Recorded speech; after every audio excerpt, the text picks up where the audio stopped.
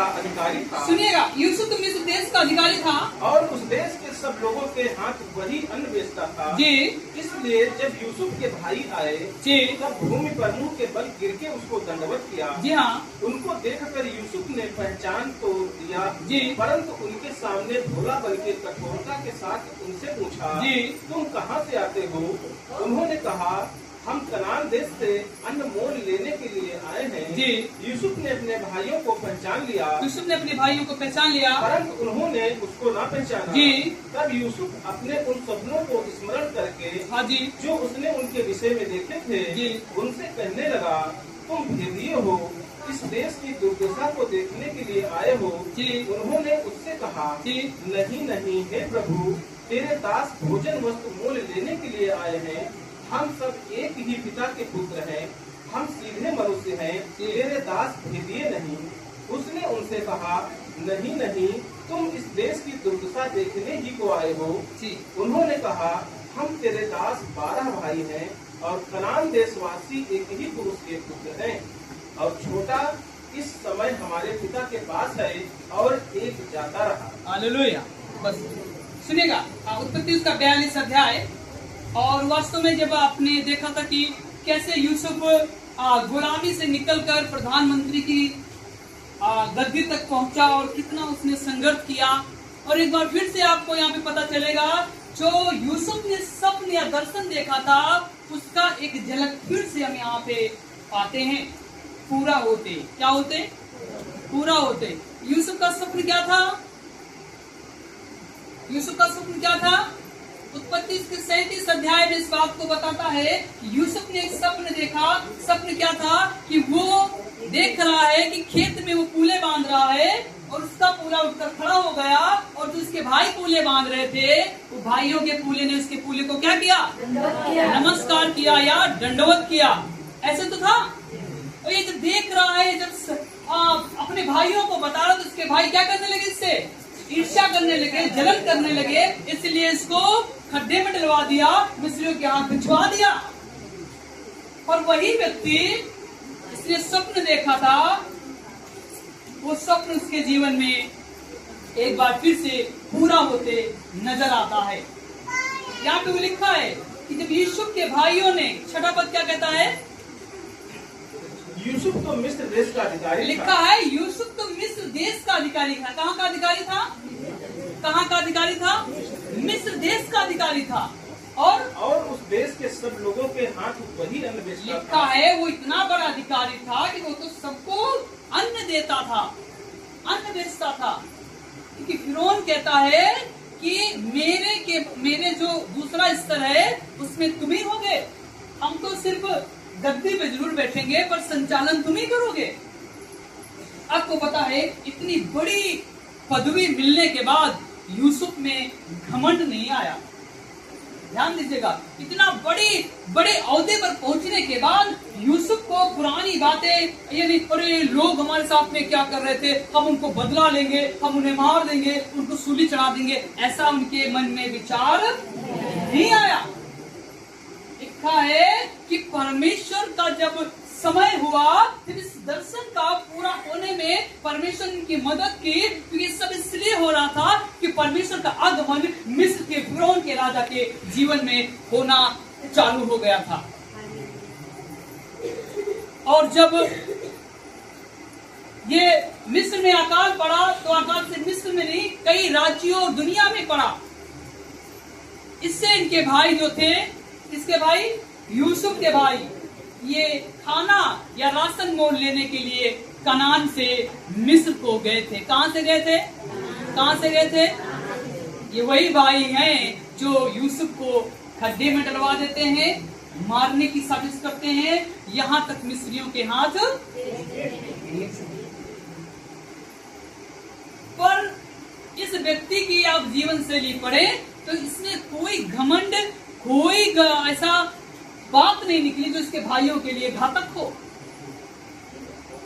इसका तो ये भी जिक्र नहीं कि इसने जलन भी नहीं रखी अपने भाइयों से, क्योंकि वचन में लिखा है इसके भाई इससे जलन रखते थे, इसलिए परमेश्वर का वचन इसमें लिखता है कि इसके भाई इससे जलन करते थे यूसुफ से। पर यूसुफ जलन, जब इनकी मुलाकात होती है कहते ना बरसों के बाद मिले, बचपन साथ में गुजरा, एक घर में खाए, एक घर में पले, एक घर में खेले, एक घर में जवान हो गए, और कुछ समय के लिए ये जुदा हो जाते किसी कारणवश। और इनका मुलाकात कहाँ हो रहा है? मिस्र में। कहाँ हो रहा है?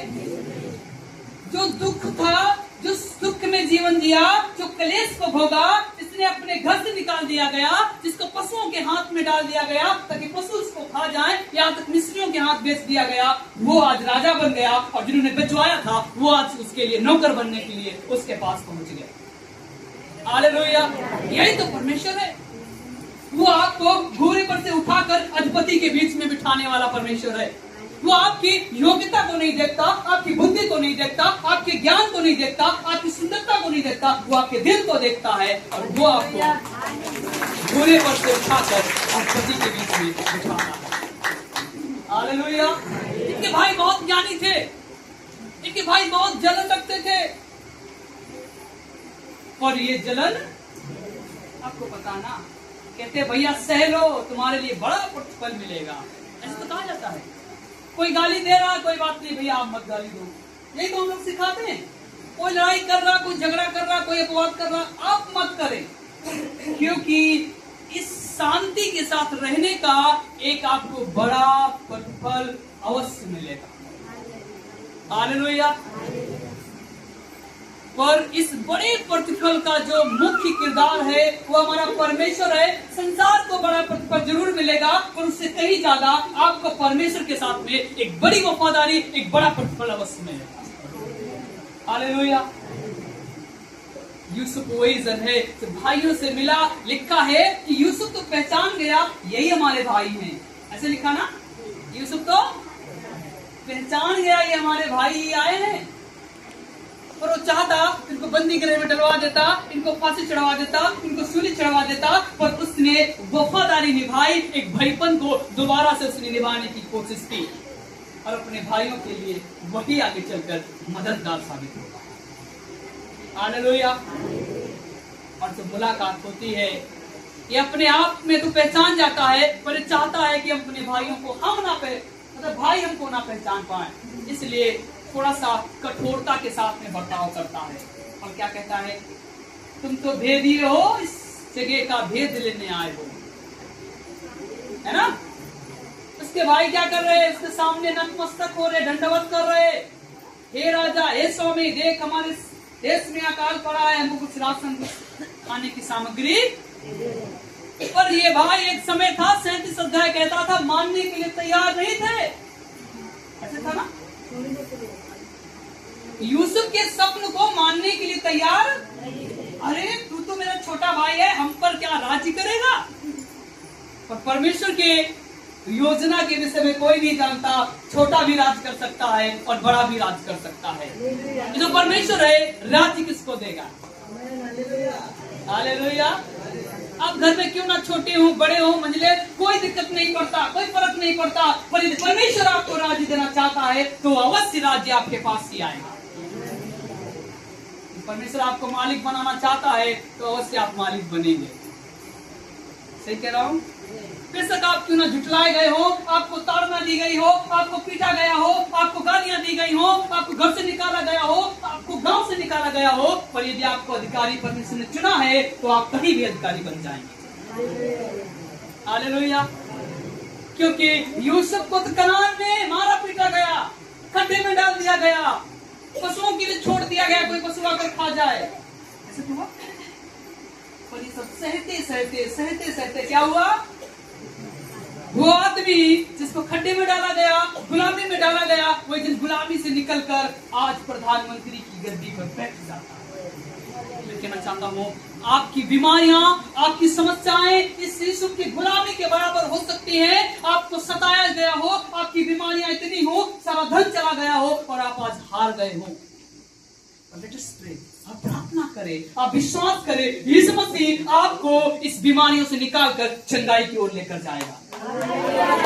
आप क्यों ना गरीबी में जीवन जिए हो, क्यों ना साइकिल से चले हो, पर आप परमेश्वर आपको साइकिल हटाकर आपको मोटरसाइकिल के द्वारा चलाएगा। सही कह रहा हूं। अभी तो लोगों ने गवाही दी, दो लोगों के पास में एक नई मोटरसाइकिल आई है। ये झूठा नहीं है, ये काल्पनिक नहीं है, इट इज रियली सच है। उनका सच्चाई का प्रदर्शन करने वाले लोग बताने आपके देश में हैं। क्यों? कि परमेश्वर इतना महान है, वो कब किसको घोड़े पर से उठाकर अधिपति बना दे, ये तो माँ बाप भी कोई भी नहीं जानता। माँ बाप भी, पुराने लोग भी नहीं जानते परमेश्वर कब किसको कब क्या। हालेलुया। मैं कहना चाहता हूँ जो धीरज धरेगा, अंत के दिनों तक विश्वासी भी ठहरेगा, वही उस राज्य का वारिस। हमारी योग्यता तो नहीं है, हमारी पढ़ाई लिखाई तो इस योग्य नहीं है कि हम परमेश्वर के नजदीक आते। आपके काम तो इतने अच्छे नहीं है कि हम हर दिन पाप करते रहते हैं, हम हर दिन पाप के शिकार हो जाते हैं। पर यीशु मसीह अपनी दया से, अपने अनुग्रह से उसने आपको अपने गले लगाया है। और उस पाप की जो मजदूरी थी, इस मसीह अपने सर पर उठा ली, उसे क्रूस दिया गया, उसे सूली दी गई, ताकि तुम पापी ना ठहरो। कि जो समस्या, जो दिक्कतें, जो पाप की जंजीरें आपको घेरे हुए थी, आप बाहर नहीं आ सकते थे। अपनी गुलामी से आप बाहर, क्योंकि ये सच बात तो यही है, आपकी गुलामी को हटाकर इस मसीह ने आपको राजसी राजा बनाया है। आपकी गुलामी को हटाकर परमेश्वर ने तो आपको राजसी राजा बनाया। इस बात को माने ना माने, पर ये सच है कि जो कुछ आपके पास में है, ये परमेश्वर की दया है। कहते ना 5 साल पहले कुछ नहीं था हमारे पास। लोगों की जब बातें सुनो दुख होता है। उनके पास में एक सूट पहनने का ढंग का नहीं था, और यीशु को जानने के बाद, यीशु में आने के बाद उनमें परिवर्तन आया। और इतना परिवर्तन आया कि आज उनके पास में इतना है, इतना खुद पहने और दूसरों को पहना। लोगों के पास में इतना खाने को है, खुद खा रहे हो, दूसरों को भी। आपको पता है, यदि आप परमेश्वर के करीब आएंगे, प्रभु से प्रार्थना करेंगे, परमेश्वर के नजदीक रहेंगे, तो ऐसा तो नहीं है कि परमेश्वर आपकी ना सुने। परमेश्वर आपकी अवश्य है कि परमेश्वर सुनेगा। आपको पता है, इससे पहले परमेश्वर आपकी सुने, आप अपने आप को खुली किताब बनाना पड़ेगा। कैसा बनना पड़ेगा? जो मेरे पास है वो आपके बच्चों को पता हो, आपके माँ बाप को पता हो, आपके परिवार को पता हो। आप जो कमाते हैं, जो खाते हैं, आप अपने परिवार के प्रति वफादार ठहरे। और इतना ही नहीं, सबसे बड़ी बात है, आप अपने परमेश्वर के प्रति वफादार। मैं आपसे कहना चाहता हूँ, यदि आप खुली किताब होंगे, आप ईमानदार ठहरेंगे, आप कहीं भी राजा बन सकते हैं। घर में मिले ना मिले सम्मान, गांव में मिले ना मिले सम्मान, पर आपको एक अलग, जैसे परमेश्वर रास्ता तैयार कर रहा है, वो सम्मान आपके लिए अवश्य आपको मिलेगा। हालेलुया। क्योंकि हमारा संसार, हमारे लोग आपको बढ़ते हुए आगे देखना नहीं चाहते। पर एक ऐसा जन है, एक तो माँ बाप खुश होता है आपके बढ़ने के द्वारा, और दूसरा परमेश्वर खुश होता है। इस संसार में यही है, जो आपके बढ़ने के द्वारा खुश होता है। कई बार भाई भी नहीं खुश हो पाते हैं। जिनकी बन गई उनकी मैं बात नहीं कर रहा हूं, पर जिनकी नहीं बनती हो तो दूसरे को बस क्या क्या कहते रहते, सब जानते हैं। पर जब आप अपनी खुली किताब रखेंगे, जो कुछ आप कमाएंगे, जो कुछ आप खाएंगे, लोगों की निगरानी में होगा। मैं ऐसे व्यक्ति से मिला जो बहुत पढ़े लिखे और अच्छे और नौकरी से रिटायर्ड थे, और वो जब बात कर रहे थे, उन्होंने बताया कि हमारे पास में 2 बेटे हैं, दोनों अच्छी सर्विस पर हैं, और जो हमें कुछ मिला था रिटायर के समय, हमने बच्चों को दे दिया। हमारा एटीएम भी बच्चों के पास में है। हमारी जो सैलरी आती है उसमें से वो खर्च करे या ना करे, उनका अधिकार है। पर मैं बाजार भी नहीं जाता, कोई सामान भी खरीद के नहीं लाता। क्यों? क्योंकि बच्चे जो लाएंगे वही हम खा लेंगे और उसी में हम खुश रहेंगे। आपको पता है इससे निष्कर्ष क्या निकला? निष्कर्ष से निकला है कि हमारे घर में किसी प्रकार का अपवाद नहीं हो रहा। क्यों? क्योंकि जब खुली किताब है माँ बाप की, तो भाई अपवाद क्यों करेंगे? जब भाइयों को या परिवार के बीच में सब कुछ दिख रहा है, तो लोग क्यों अपवाद करेंगे, क्यों झगड़ा करेंगे? उन्होंने बताया कि मैं चाहता हूं हमारे बच्चों, क्योंकि मैं मर जाऊंगा तब भी मेरे बच्चों का ही होगा, इससे पहले मैं जीवित होकर अपने बच्चों को सब कुछ देकर चलाता हूं। मैं कहना चाहता हूं इस संसार में एक ही शख्स ऐसा जो आपको खुली किताब के द्वारा आपको सब कुछ देना चाहता है, वो है प्रभु यीशु मसीह। हालेलुया। उसने आपके पाप की ओर नहीं देखा, उसने आपकी निराशा की ओर नहीं देखा, उसने आपके उस अच्छे दिल को, अच्छे शरीर या अच्छे दिल को भी कई बार नहीं देखा, आप कितना प्रार्थना करते हैं या नहीं करते। उसने आपके पे तरस खाया और आपको सब कुछ दे दिया और देकर इस दुनिया से आकाश में उठा लिया गया बहुमूल्य जीवन। हालेलुया। मैं आपसे कहना चाहता हूँ, क्या आप अपनी जीवन की खुली किताब बनाना चाहते हैं? क्या आप अपने आप को खुला प्रदर्शित करना चाहते हैं? क्या अपने आप में जो कुछ आपके पास में है आपके परिवार को पता है? क्योंकि वचन में लिखा है कि आप तो मसीह के खत हैं, और वही खत होता जो पढ़ा यूसुफ खुली किताब बना। यूसुफ एक अच्छा खत बना, उसके जीवन को पढ़ा गया, लगा के कनान से लेकर मिस्र में पढ़ा गया, पोतीफर के घर में पढ़ा गया, मिस्र में फिरौन के घर में पढ़ा गया और पढ़ने के बाद भी राजा बनाया गया। हालेलुया। आपका खत पढ़ा जाएगा, आपकी चिट्ठी नाम की पढ़ी जाएगी, और जब दिलचस्प कुछ लिखा होगा तभी लोग आनंद करेंगे। ठीक कह रहा हूं? दिलचस्प कुछ लिखा होगा तभी लोग, जब आप अच्छा कुछ करके इस संसार में करेंगे या कुछ करके चले जाएंगे, तभी आपके खत की पैरवी और तभी आपके खत की क्या कर सकते हैं, उसको सम्मान दिया जाएगा और उसको ऊंचा उठाया जाएगा। क्योंकि यूसुफ का खत खुला हुआ था। कनान में भाइयों ने खूब पढ़ा, रगड़ रगड़ के पढ़ा, इतना पढ़ा खड्डे में डाला, पशुओं के बीच में फेंकवा दिया, मिस्रियों के हाथ बचवा दिया। पर भाई जानते थे यस ये ईमानदार है, ये मुकर नहीं सकता, और परमेश्वर भी जानता था ये हमारे विश्वास से हट नहीं सकता। और यूसुफ अपने विश्वास से हटा नहीं, और एक दिन गुलामी से निकलकर कहां पहुंच गया? कहां पहुंच गया? वाह, राजा के पद पे पहुंच गया।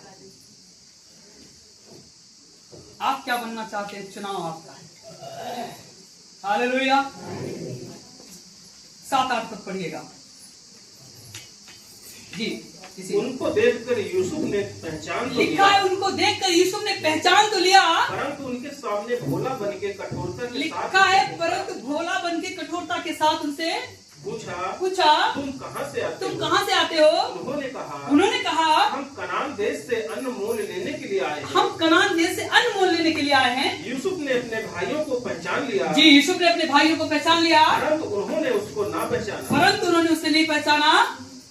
आपको पता है ये सब कुछ हो रहा है, पर वो भाई जान रहा जिस पे दुख, मुसीबत, समस्या आई थी, पर वो नहीं पहचान रहे जिन्होंने खूब आनंद मनाया था।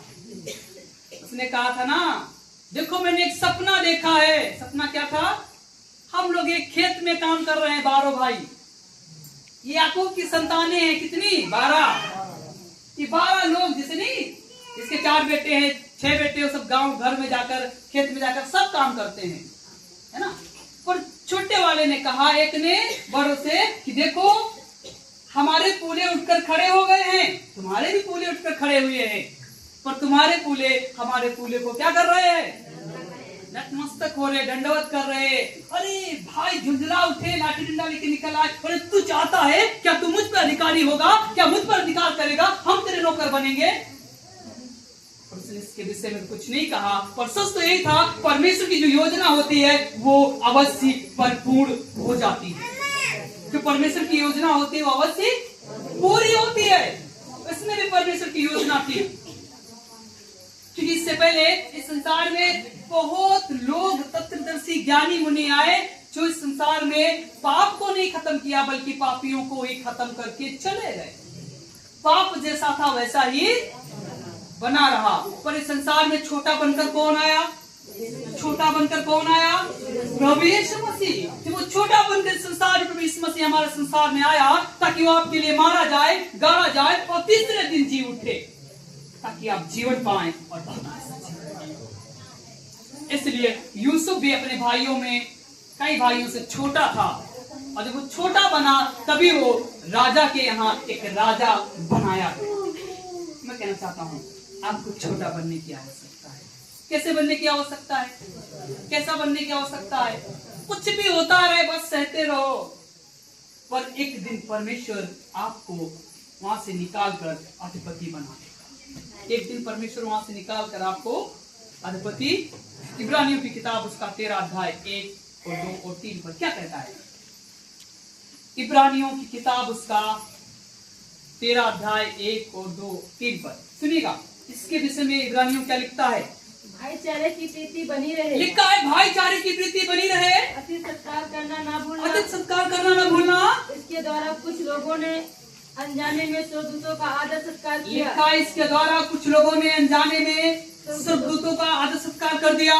कैदियों की ऐसी सुधि लो, कैदियों की ऐसी सुधि लो, कि मानो उसके साथ तुम भी कैद हो। लिखा है मानो तुम भी उसके साथ कैद हो। और जिनके साथ बुरा बर्ताव किया जाता है जे उनकी भी ये समझकर सुधि लिया करो, उनकी भी समझकर सुधि लिया करो कि हमारी भी देह है। जी।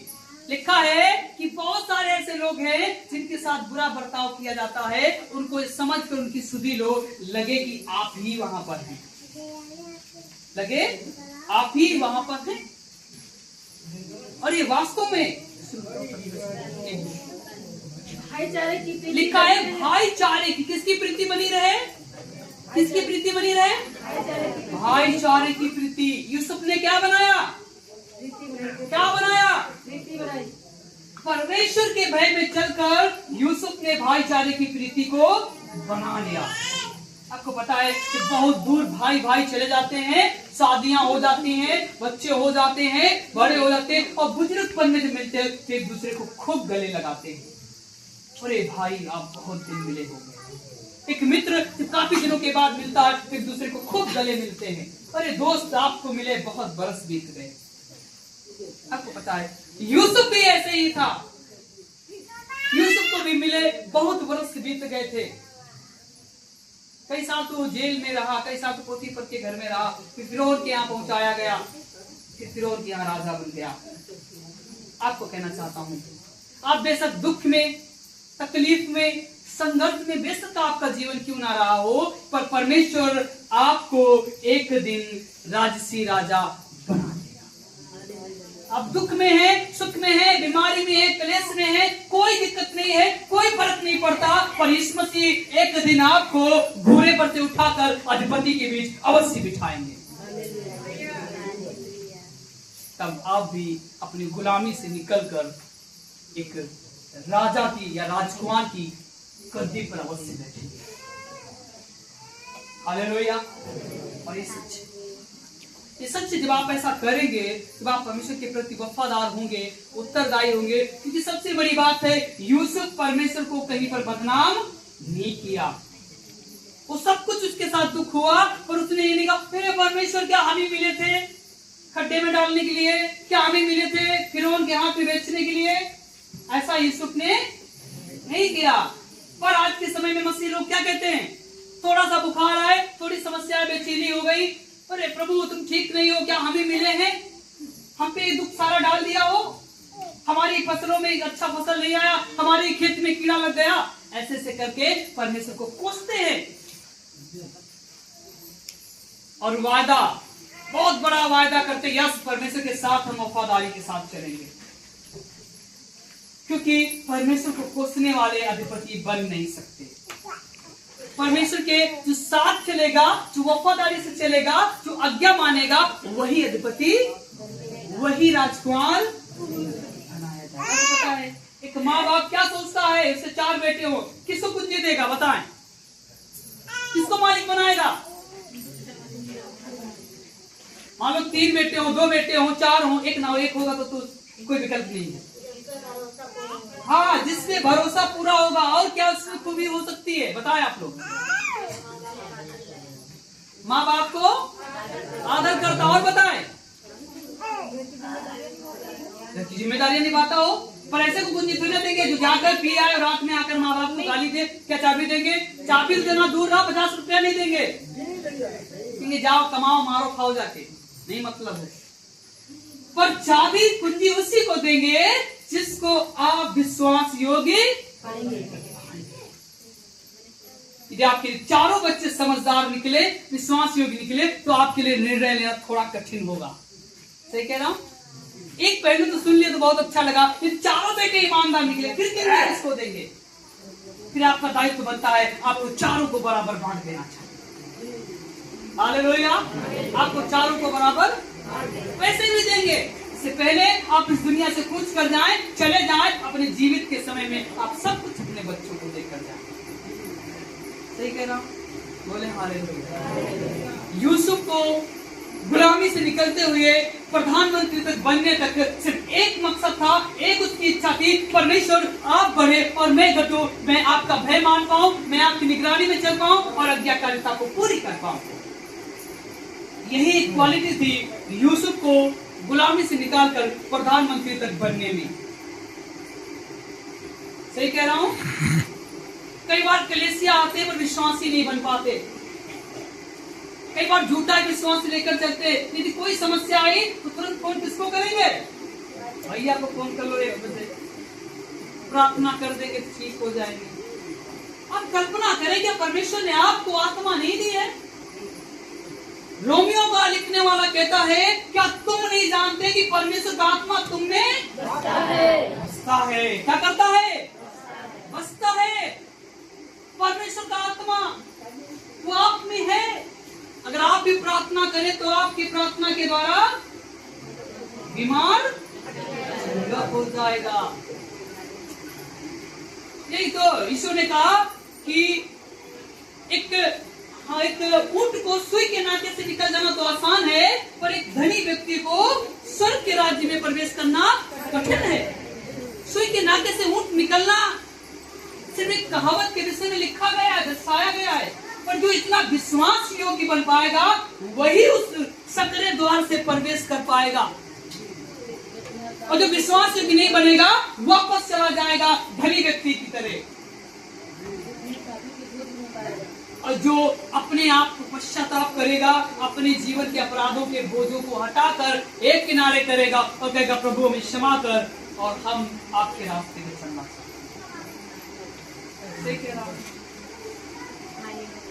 सुई के नाके से निकल जाना ऊंट का तो सहज है, और धनी व्यक्ति का स्वर्ग के राज्य में प्रवेश करना उतना ही कठिन है।